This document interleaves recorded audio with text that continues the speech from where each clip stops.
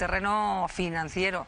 El Euribor está bajando, está de hecho a mínimos en este año, algo que no se podía esperar, quizá cuando comenzó el año, en el que todavía estaba subiendo, pero es fruto también de las bajadas de los tipos de interés por parte, de momento tímidas, del Banco Central Europeo. Blanca, ¿cómo está? Y no solo eso, Miriam, es que está en mínimos desde hace un año, pero es que además los expertos coinciden en que lo más previsible es que siga bajando. Fíjense, a día de hoy el Euribor se encuentra al 2,47%, ha bajado de la barrera del 2,5%, es una barrera psicológica importante y está por debajo de lo que les decíamos. Es posible que siga bajando el Euribor, es el índice de referencia con el que se calculan la mayoría de las hipotecas en nuestro país, y hemos querido hacer un cálculo muy sencillo. En una hipoteca de 150.000 euros a 25 años, hace un año, cuando el Euribor estaba en torno al 4%, se estaban pagando unos 890 euros al mes. Quien 50.000 euros a 25 años, hace un año, cuando el Euribor estaba en torno al 4%, se estaban pagando unos 890 euros al mes. Quien revise su hipoteca este mes pagará en torno a los 765. Esto es un ahorro mensual de 125 euros y al año supone un ahorro de 1.500 euros. Hagamos otro cálculo rápido. En una hipoteca de 300.000 euros, este ahorro podría ser superior a los 3.000 euros al año. Gracias, Blanca. Hablamos con Ricardo Ción, profesor de Economía de AE Business School. ¿Qué tal, Ricardo? Hola, ¿qué tal? Buenos días. Buenos días. Bueno, pues esta tendencia va a seguir así, porque de momento quienes tienen buenas noticias es, como ha dicho Blanca, quienes van a revisar en este mes. Sí, no, sin ninguna duda. Vamos a ver, primero hay que tener en cuenta que no todo el mundo tiene una hipoteca de interés variable. O sea, en los últimos años los españoles hemos tendido más a firmar hipotecas a tipo fijo, con lo cual bajen o suben los tipos nos da igual, ¿no? De acuerdo con el Instituto Nacional de Estadística, de hecho, más de la mitad de los españoles ya firmamos hipotecas a tipo fijo, ¿no? Dicho esto, obviamente son buenas noticias para los hipotecados y los endeudados en general, y la tendencia es que esto siga bajando, ¿no? ¿Y por qué sigue bajando? Pues porque el Banco Central Europeo está bajando tipos, como has comentado, y esto se refleja al final en el Euribor, ¿no? Bueno, es verdad que ha hecho el matiz de que últimamente se ha pasado más a tipo fijo, sobre todo con esa subida de los tipos de interés por las que todo el mundo ha optado por el fijo o por el mixto, pero todavía hay una gran mayoría de españoles que tiene su hipoteca tipo variable y que ha estado con el agua al cuello hasta ahora con esa subida y que ahora empieza a ver la luz.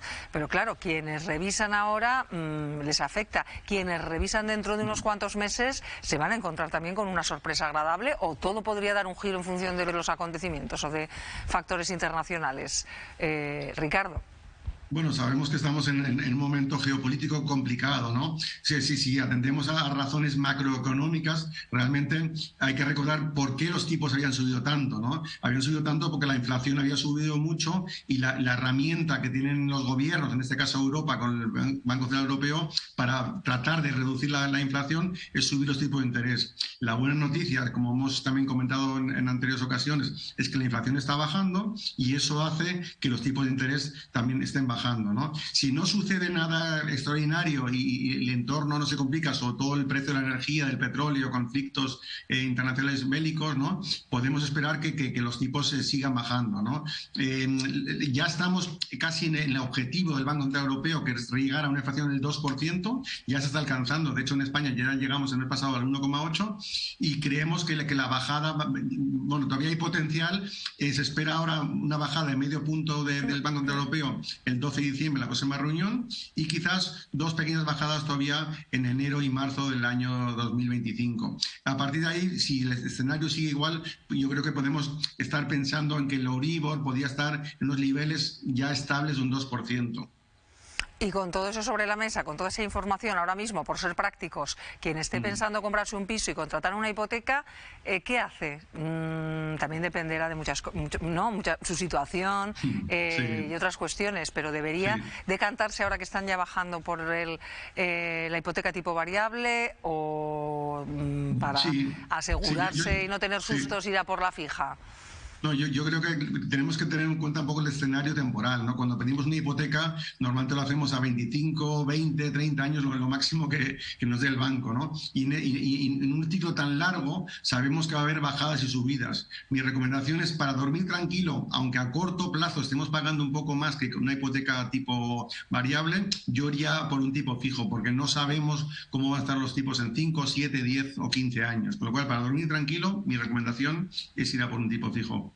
Pues Ricardo Ción, profesor de Economía de Business School, gracias por habernos atendido en Aquí y Ahora. Muchas gracias. Un saludo. Hasta luego. Pues María, empiezo por ti, porque esto tiene repercusión en las familias, también en las empresas, ¿no? Y en los préstamos que tienen. Está claro. Es una buena noticia que vaya bajando y que la tendencia parece que vaya a bajar más, ¿no? Y como dices, no solo para el tema de la vivienda, para las hipotecas, que es muy importante, porque ya hemos hablado muchas veces también en el programa de la falta de vivienda y de el acceso a esa vivienda y las facilidades, que entre esas facilidades está que haya financiación, porque hay gente que si no tiene financiación... Bueno, si es que además hemos ido hablando de incluso créditos, pedir créditos para pagar esa entrada, porque ahora el banco te pide un 20% por adelantado. Ya entidades que tenemos aquí financieras ya están cerca del 95% de la hipoteca, que esto es una muy buena noticia. A empezar a dar casi, aunque eso casi el 100%, peligro, ¿no? Bueno, pero no nos vayamos a ese momento en el que hubo esa crisis económica y esa crisis de la construcción, donde hay datos que, bueno, el Observatorio de la Rehabilitación el otro día recordaba los datos, ¿no? En 2006 se construían 800.000 viviendas y ahora estamos cerca de los 100.000. Entonces, claro, hay una gran diferencia, ¿no? Y en ese boom que nos llevó a una crisis económica muy grande, es verdad que se daban no solo el 100%, sino que a lo mejor se daban por encima de las posibilidades, y a quien pues a lo mejor era deudoso que pudiera devolver en los plazos y en los términos en los que se comprometía, ¿no? Yo creo que ahí las entidades financieras, y sobre todo las que tenemos en Aragón, hacen un buen trabajo y que podemos estar seguros. Pero bueno, la buena noticia es que hay acceso a la financiación, que es uno de los requisitos para que la gente podamos tener una vivienda digna, ¿no? Y también las empresas también necesitan la financiación. Al final las inversiones pues las puedes pagar a tocateja, como se decía antes, ¿no?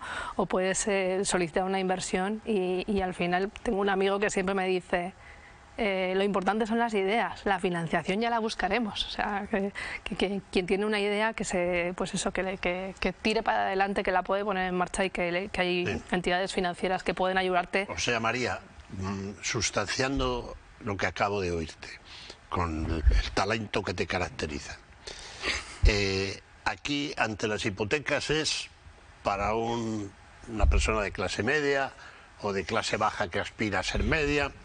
Tenemos dos alternativas: o susto o muerte.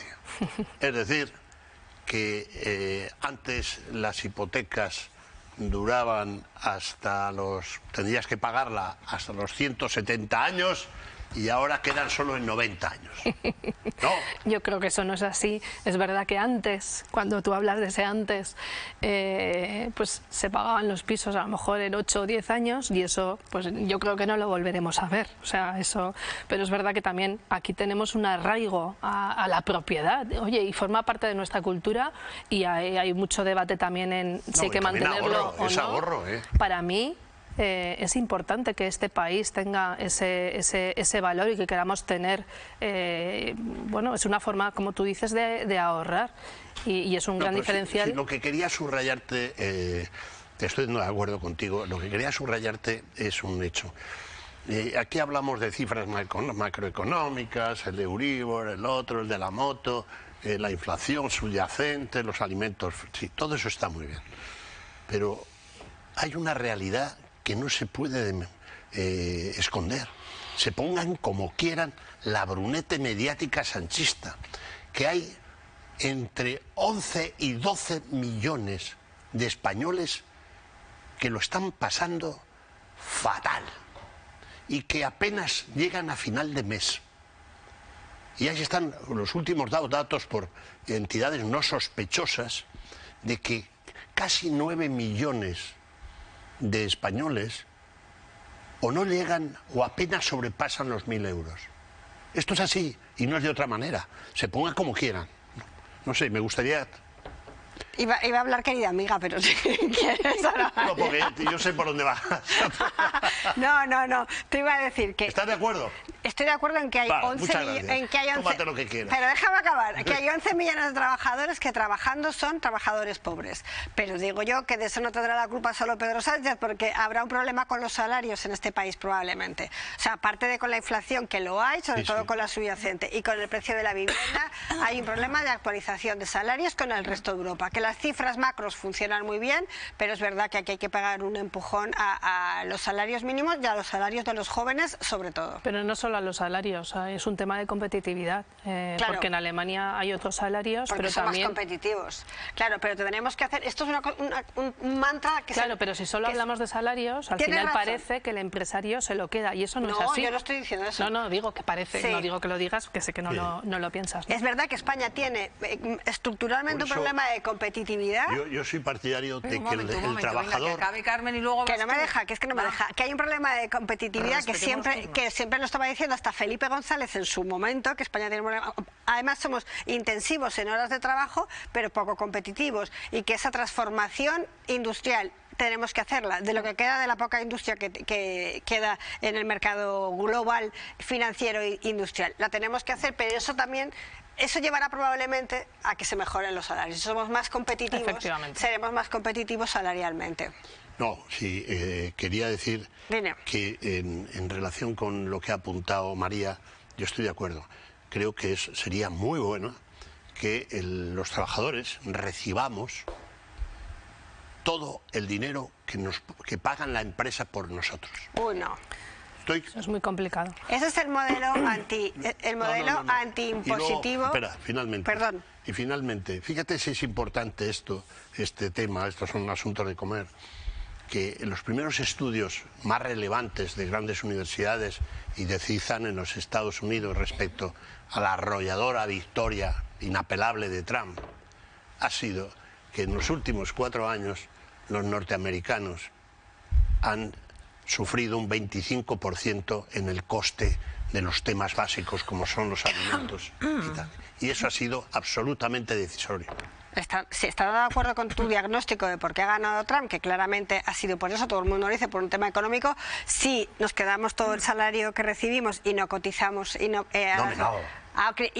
aportamos vale. No he dicho eso. Pues, no he dicho eso. Eso está muy ligado, o sea, no he dicho eso. Yo no creo que tengamos que hacerlo así, pero sí que es verdad que tenemos que tener más educación financiera y lo hemos hablado también muchas veces aquí, ¿no? Enseñarnos a leer una nómina y enseñarnos a que tenemos un presupuesto y que tienes que saber gestionarlo. Entonces, eso es muy importante y hay mucha gente que no sabe gestionar su presupuesto y que no puedes vivir por encima de tus posibilidades, que es a donde nos llevó la crisis que comentábamos antes. Claro, pero a veces, María, es que a veces las posibilidades ni siquiera cubren las necesidades básicas. Sí, pero eso es otro problema. Claro, si tú ganas 1.200 y tienes 2 hijos, pues es que... Pero a esas personas se les ayuda, ¿no? Desde la administración, desde diferentes entidades sociales también se les ayuda, no se les deja solas y evidentemente lo que tenemos que tender como sociedad es que haya las menos posibles en esa situación. Es que es un fracaso como sociedad que trabajadores, que personas que están en el mercado de trabajo sean catalogados por las instituciones, algunas tampoco sospechosas de nada, como por ejemplo los informes de Cáritas, sigan siendo trabajadores pobres. A mí eso me parece que como sociedad desarrollada es un fracaso total. Bueno, ya que habéis mencionado Estados Unidos, llama la atención, es verdad, que se dice que en parte muchos votos se han ido a Trump por el tema de la subida de la inflación y voten a un multimillonario rodeado de multimillonarios defendiendo a multimillonarios, ¿no? Sí. No deja de ser también llamativo. ¿Qué pasará como con Milei? Me callo. ¿Cómo qué? No, ¿qué pasará como con Milei, que venía a reducir la inflación en Argentina y después de un año de gobierno se ha disparado?